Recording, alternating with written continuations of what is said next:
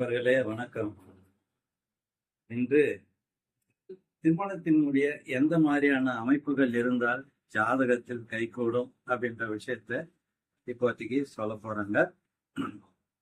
பொதுவாக எந்த ஒரு லக்கணமாக இருந்தாலும் அந்த லக்கணத்துக்கு 5ஆம் இடம் காதல் பாவம்னு ஏற்கனவே சொல்லியிருக்கிறோம்.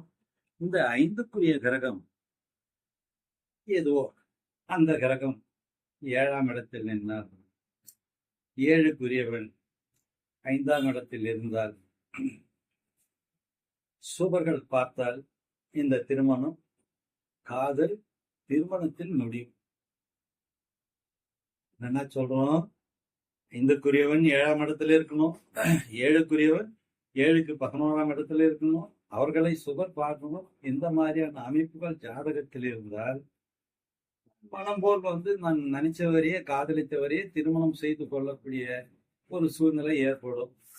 இதற்கு மாறாக இந்த 5ஆம் இடத்துக்குரியவனும் 7ஆம் இடத்துக்குரியவனும் பரிவர்த்தனை பெற்றிருந்தாலோ அல்லது 7ஆம் இடத்தை பாவர்கள் யாராச்சும் பார்த்தாலோ அல்லது சனி பார்த்தாலோ தாமதித்து அந்த விஷயங்கள் நடக்கும் அப்படின்னு சொல்லாங்க.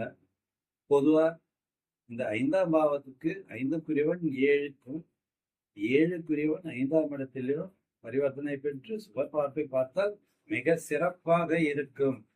நன்றி, வணக்கம்.